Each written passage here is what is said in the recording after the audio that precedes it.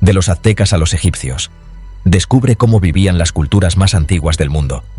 ¿Te has preguntado alguna vez cómo vivían nuestros antepasados en un pasado lejano y cómo era su hogar, dulce hogar hace miles de años? La civilización maya, que cubrió grandes extensiones de América Central en su apogeo, fue muy avanzada y destaca por su compleja escritura, matemáticas y sistemas astronómicos, arte simbólico y arquitectura monumental. Los primeros asentamientos datan de alrededor de 1800 a.C., y la civilización prosperó hasta su declive durante la última parte del primer milenio después de Cristo. Las casas de la gente corriente del Imperio Maya se construían con madera y paja, que, a menudo, se forraban con barro cocido y arcilla para añadir aislamiento. También se utilizaba cal para blanquear el exterior. Las estructuras solían tener forma ovalada en lugar de redonda, y los tejados eran de paja para protegerlos de los elementos externos. Las casas de las clases bajas solo tenían una habitación que, a veces, estaba dividida por un biombo. Para dormir y descansar, se utilizaban camas de varilla o hamacas, que los mayas tejieron por primera vez hacia el año 2000 a.C. Aparte de las camas y las hamacas, las moradas contenían poco más, aparte de algo de cerámica y quizá un arcón de almacenaje. Las casas de la élite eran más lujosas, con múltiples habitaciones y muebles refinados. Los palacios del Imperio Maya eran especialmente extravagantes, como muestra esta maqueta del Palacio de Palenque, en lo que hoy es Chiapas, México. El palacio albergó a los gobernantes de Palenque, una ciudad-estado maya del sur de México, desde el año 250 a.C. hasta el 900 después de Cristo. Dicen que habría estado pintado principalmente de rojo, así como de blanco, azul y verde en algunos puntos. Cuando el arqueólogo británico Alfred Maudslay visitó Palenque en 1890-91, parte del interior aún estaba intacto. Su dibujo de una habitación del interior de una de las casas nos da una idea clara del aspecto que habría tenido la residencia real, con paredes pintadas y una elaborada decoración de piedra y estuco. A pesar de los daños causados por la elevada humedad de la selva durante siglos, aún se conservan algunas pinturas, por lo que sabemos que el edificio estaba adornado con imágenes de flores, insectos, pájaros y animales. Mesopotamia, una de las cunas de la civilización, estaba situada en el creciente fértil de Oriente Próximo, alrededor de los ríos Tigris y Éufrates, aproximadamente alrededor de Irak, Kuwait, Turquía y Siria en la geografía actual. Las culturas que surgieron en la región durante el sexto milenio antes de Cristo desarrollaron la escritura, inventaron la rueda y construyeron las primeras ciudades con palacios en expansión, enormes torres de templos piramidales llamadas zigurats y estructuras asombrosas como los místicos jardines colgantes de Babilonia. Los mesopotámicos ordinarios vivían en casas construidas con juncos trenzados, algunas de las cuales estaban enlucidas con arcilla. Testimonio de su ingenio, estas viviendas más grandes, llamadas Raba y Mudhif, siguen construyéndose hoy en día por el pueblo Madán, también conocido como los árabes de las marismas, del sur de Irak, aunque muchas fueron destruidas en la década de los 90 por el régimen de Saddam Hussein. Las rabas y los mudhifs tenían una entrada en cada extremo y contenían una pantalla para dividir la zona principal de la vivienda de un espacio que se utilizaba para alojar a los invitados o al ganado. El mobiliario iba desde sencillas mesas y sillas hasta esteras para dormir hechas de juncos tejidos. Las casas se iluminaban con lámparas de aceite de sésamo, mientras que las hogueras revestidas de arcilla se utilizaban para calentar el interior durante los meses de invierno. Como era de esperar, el rey y la clase cortesana vivían en palacios monumentales. Esta imagen muestra el palacio del rey asirio Sargón II en Dur-Sharrukin durante el siglo VIII a.C. Las clases altas mesopotámicas residían en casas más grandiosas construidas con ladrillos de barro encalados y secados al sol. A diferencia de las más modestas rabas y mudhifs, estas viviendas solían tener ventanas. Las casas mesopotámicas de la élite, que fueron las primeras en tener dormitorios separados, estaban equipadas con lujos como retretes con cañerías, braseros decorativos para la calefacción y muebles elaborados, incluidas camas recubiertas de metales preciosos. Las habitaciones estaban adornadas con frescos e imponentes esculturas en relieve. En la foto se muestra una impresión artística de una sala del palacio del rey Senaquerib en Nínive hacia el 700 a.C. Desde el año 5000 a.C. hasta aproximadamente el 30 a.C., los antiguos egipcios florecieron en torno a la región del río Nilo, al noreste de África, donde desarrollaron sistemas matemáticos y médicos y crearon sofisticadas obras de arte y literatura. Pero la civilización es más conocida por sus maravillosas hazañas de ingeniería, que incluyen complejos sistemas de irrigación, obeliscos, templos y las mundialmente famosas pirámides. Las casas del antiguo Egipto se construían con ladrillos de barro y papiro. Las crecidas anuales del Nilo hacían del barro una materia prima abundante, con la que se formaban ladrillos que se secaban sólidamente al sol. La madera escaseaba, por lo que solo solía utilizarse para las puertas, los soportes del techo y los muebles. La gente de los estratos sociales inferiores vivía en sencillas viviendas de una sola habitación, con tejados planos que se utilizaban para dormir en las noches más cálidas. Las casas solían dar a patios de paredes abiertas, donde se guardaban los animales y se cocinaba la comida. Las ventanas y las puertas estaban cubiertas de papiro. El mobiliario era muy básico y consistía principalmente en esteras de junco y alguna silla o cama de madera.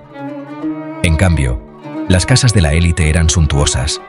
Estas viviendas de alto nivel estaban construidas con ladrillos de barro encalados o piedra caliza y contenían numerosas habitaciones. Los más lujosos eran los palacios, que deslumbraban con exteriores, con columnas, refrescantes piscinas y amplios jardines. Al igual que las casas de la élite de Mesopotamia, estas estructuras tenían todas las comodidades de la época, como aseos separados, grandes cocinas y habitaciones para invitados. Las paredes y los techos estaban pintados con coloridos frescos que representaban jeroglíficos e imágenes de los dioses, y las habitaciones estaban amuebladas con sillas, mesas, espejos, cerámica y mucho más. La cultura minoica fue la primera civilización avanzada de Europa, y su pueblo prosperó en Creta y las islas Egeas circundantes desde el año 2000 a.C. hasta el 1500 a.C. aproximadamente. Los minoicos, un pueblo marinero, desarrollaron una gran red de comercio marítimo, fabricaron herramientas avanzadas, produjeron bellas obras de arte y construyeron impresionantes palacios de varios pisos. Este fresco, Damas de Azul, que se calcula que data de entre 1600 y 1450 a.C., fue descubierto en el Palacio de Cnosos y muestra a 3 mujeres con lujosos vestidos adornados con muchas joyas. Incluso los minoicos más pobres vivían en casas dúplex rectangulares bastante grandes. Algunas incluso tenían patios cerrados. Estaban hechas de piedra, en lugar de los ladrillos de barro que preferían los egipcios y los mesopotámicos, lo que las hacía más robustas. Esta foto muestra un modelo de arcilla de una casa del período minoico medio descubierto, en Archanes, Creta. La vivienda minoica típica contenía varias habitaciones, incluidos aseos separados que estaban conectados a canales de agua para los residuos. Las habitaciones contenían muebles delicados hechos principalmente de madera, piezas de cerámica y otros utensilios.